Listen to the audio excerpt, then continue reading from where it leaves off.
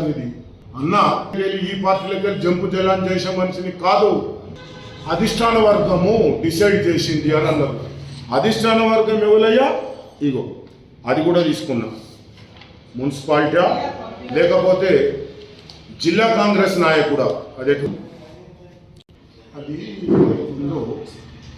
అధిష్టాన వర్గం చూసుకుంటుంది, అది మాకు సంబంధం లేదు. ఓకే, మరి ఇదేంటిదండి? జిల్లా కాంగ్రెస్ నాయక, ఇది జిల్లా కాంగ్రెస్ పార్టీదే కదా, కలర్ లేదు. ఇది జిల్లా అధ్యక్షుడిది కాదా? జిల్లా పార్టీ సంగీతం శ్రీనివాస్ గారు కాదా బాధ్యత? జిల్లా కాంగ్రెస్ పార్టీ సంగీతం శ్రీనివాస్ గారు నిన్నటి వరకు నీకే అధిష్టాన వర్గం పంపినా అని అన్నాడు. ఇయ్యాల పోయే వరకు దాంట్లో ఈయనది ఉంది. ఈయనే టిఆర్ఎస్ పార్టీలో పనిచేసిండు. నిన్నటిదాకా ప్రభుత్వం ఇచ్చింది రేషన్ షాప్ డీలర్. ఇవాళ ఈయనకు కాంగ్రెస్ పార్టీ టికెట్ ఇచ్చి మరి బీఫామ్ ఇచ్చి నామినేషన్ వేయడం, ఇది ఎంతవరకు సమంజసం? నాకు అది బాధ అనిపిస్తుంది. కాంగ్రెస్ పార్టీని ఇట్లా దుర్వినియోగానికి పాల్పడుతున్నారు. 1978 అసెంబ్లీ ఎన్నికల సమరంలో శ్రీమతి ఇందిరాగాంధీ గారికి జనతా పార్టీ తరఫున వెన్నుపోటు పొడిచి ఆవుదూడ గుర్తును గుంజుకొని జనతాదళ్ కాంగ్రెస్ మొత్తం ఖాళీ అయిన రోజులలో అప్పుడు ఇక్కడికి ఎమ్మెల్యే టికెట్కు పోటీ చేయడానికి నాగుల సత్యనారాయణ గారి తండ్రి నాగుల మల్లన్న గారు పోటీ చేసిన సమయంలో 1978లో అప్పుడు ఆవుదూడ గుర్తు ముందు కాంగ్రెస్ పార్టీకి ఉండే. అప్పుడు కాంగ్రెస్ పార్టీ వాళ్ళు ఆవుదూడ గుర్తును తీసేసుకొని చేతి గుర్తు 78 నుంచి చేతి గుర్తు అనేది కాంగ్రెస్ పార్టీ, ఇందిరా కాంగ్రెస్ పార్టీ అని పరిగణనలోకి వచ్చిన రోజులలో నేను కాంగ్రెస్ పార్టీ కార్యకర్తగా 78 నుండి కాంగ్రెస్ పార్టీలో ఎనలేని కార్యక్రమాలు, నాకు గౌరవనీయులైన పెద్దలు తంగడిపల్లి నరసింహరావు గారు, సిరిసిల్ల నుండి రుద్రశంకరయ్య గారు ఏ పార్టీ బాధ్యతలు అప్పచెప్పినా అలాంటి పార్టీ బాధ్యతలను పూర్తిగా వాళ్ళు చెప్పిన పనులు చేసుకుంటా కాంగ్రెస్ పార్టీకి నమ్మిన కార్యకర్తగా ఏ బాధ్యత నాకు పార్టీది అప్పచెప్పినా ఆ పార్టీ బాధ్యతగా స్వీకరిస్తూ పనులు చేశాను.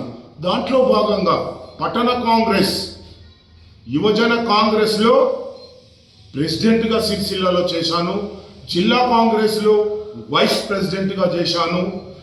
స్టేట్ బాడీలో చిత్తరంజన్ దాస్, ఎన్టీ రామారావు అటువంటి రాష్ట్ర ముఖ్యమంత్రిని ఓడగొట్టినటువంటి చిత్తరంజన్ దాస్ గారి చేతుల మీదుగా ఓబీసీ సెల్ సెక్రటరీగా బాధ్యత స్వీకరించి కాంగ్రెస్ పార్టీ ఏ బాధ్యతలు అప్పచెప్పినా ఆ బాధ్యతను పార్టీలో పూర్తి చేసి రక్తదానం అయితేనేమి, ఇందిరాగాంధీ జయంతులైతేనేమి, రాజీవ్ గాంధీ జయంతులైతేనేమి, ఇలాంటి కార్యక్రమాలు, రక్తదానాలు, పండ్లు, పాలు, బ్రెడ్ హాస్పిటల్లో ఉన్న పేద వాళ్ళకి పంచి కార్యక్రమాలు విజయవంతం చేశాను. అందులో భాగంగా వైఎస్ రాజశేఖర్ రెడ్డి అకాల మరణంలో 10 రోజులు నేను నిరాహార దీక్ష మాదిరిగా ఉండి 10 రోజుల కర్మకాండలు వైఎస్ రాజశేఖర్ రెడ్డి గారికి మార్కెట్లో 8 క్వింటాళ్ళ బియ్యాన్ని వండి ప్రజలకు అందరికీ సిరిసిల్ల యావత్తు ప్రజానికానికి అన్నదాన కార్యక్రమం చేయడం జరిగింది. 10 రోజుల తర్వాత వారి పేరు మీద నేను కేశ ఖండన చేసుకోవడం కూడా జరిగింది. కాంగ్రెస్ పార్టీలో ఇలాంటి కార్యకర్తకు ఇవాళ ఏం జరిగింది అంటే 2014లో కూడా టిఆర్ఎస్ ప్రభుత్వం ఉన్నప్పుడు ఈ 17వ వార్డు నుండి ఇదే గుండ్లపల్లి పూర్ణ మీద నేషనల్ కాంగ్రెస్ పార్టీ టికెట్ మీద పోటీ చేసినటువంటి అభ్యర్థిని నేను మధ్యలో లేడీస్కి వచ్చింది కాబట్టి చేయలేదు. ఈసారి జనరల్ వచ్చింది, రాష్ట్రంలో కాంగ్రెస్ ప్రభుత్వం ఉంది, రేవంత్ రెడ్డి గారితోటి కానీ మీనాక్షి నటరాజన్ తోటి కానీ మాట్లాడి నేను సిరిసిల్ల కాంగ్రెస్ గురించి ఎన్నో విషయాలు వారికి తెలపడం జరిగింది. అమ్మా, కాంగ్రెస్ పార్టీ అంటే చాలా సిరిసిల్లలో ఉండే ఒక కాలంలో TRS party, Telangana Telugu Desam party, TRS party ఉన్న రోజులలో ఎమ్మెల్యేగా రుద్రారం పాపారావు గారిని గెలిపించినామమ్మా. గెలిపించిన తర్వాత ఒకే ఒక ఎమ్మెల్యే పాపారావు గారు గెలిచిన కాంగ్రెస్ పార్టీ పక్షాన. అప్పటి నుంచి కాంగ్రెస్ పార్టీకి సిరిసిల్లలో ఎమ్మెల్యే అనే వ్యక్తి లేకుండా పోయిందమ్మా అని దండం పెట్టుకొని మాట్లాడడం జరిగింది. అక్కడికి వెళ్ళి చెప్పి రాష్ట్ర అధ్యక్షునికి ఈ విషయాలను చెప్పండి అంటే వారికి మా అవతార్ మెహర్ బాబా ఆశ్రమం చారిటబుల్ ట్రస్ట్ వ్యవస్థాపక అధ్యక్షుని కాబట్టి వారికి నా జ్ఞాపక చిత్రపటాన్ని ఇచ్చి సిరిసిల్ల గురించి పూర్తి వివరణ ఇవ్వడం జరిగింది. దాంట్లో భాగంగా మరి ఈరోజు పార్టీ గవర్నమెంట్లో ఉన్నది కాబట్టి నేను 17వ వార్డు నామినేషన్ వేయడం జరిగింది.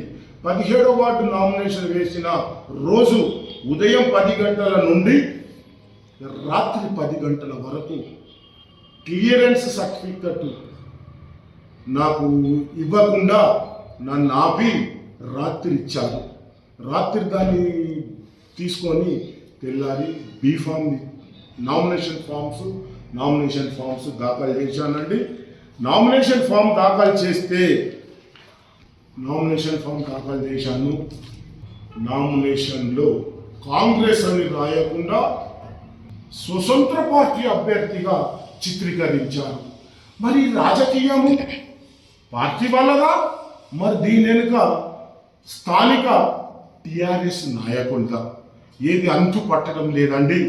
మరి ఇక్కడ వ్యవస్థ ఎటుపోతుంది? కాంగ్రెస్ పార్టీ రూలింగ్ పార్టీలో ఉండి, గవర్నమెంట్లో ఉండి, ఇక్కడ సిరిసిల్ల టౌన్లో కాంగ్రెస్ పార్టీని ఏం చేయాలనుకుంటున్నారు? అసలు కాంగ్రెస్ పార్టీని బ్రతికిచ్చి కాంగ్రెస్ పార్టీని ప్రజల్లోకి తీసుకెళ్లి కాంగ్రెస్ పార్టీని గుర్తించవలసిన అవసరం ఉంది. కాంగ్రెస్ పార్టీ అభ్యర్థిగా నేను రంగంలోనే ఉంటున్నాను తప్ప పక్కకు జరగడం లేదు అని పత్రిక మీడియా మీ ద్వారా నేను సిరిసిల్ల యావత్తు 39 వార్డు వాళ్లకు కాంగ్రెస్ పార్టీ అభ్యర్థిగా మిమ్మల్ని చేతులెత్తి నమస్కరిస్తున్నాను. కాంగ్రెస్ పార్టీ అంటే ఇవాళ బడుగు బలహీన వర్గాలకు చేదోడుగా వాదోడుగా ఉండి కాంగ్రెస్ పార్టీ ఎనలేని సేవలు చేసి ఎనలేని పథకాలు కాంగ్రెస్ పార్టీ ఇచ్చింది. దాని అన్నిటికీ నేను శిరస వంచి ప్రజలందరినీ దయచేసి కాంగ్రెస్ పార్టీ అభ్యర్థులను, నిజమైన కాంగ్రెస్ పార్టీ నిలబడ్డ వాళ్ళని గెలిపించి కాంగ్రెస్ పార్టీ జెండాను కాపాడవలసిందిగా ఓటర్ మహాశైలకు నమస్కరించి ధన్యవాదాలు చెప్తున్నాను.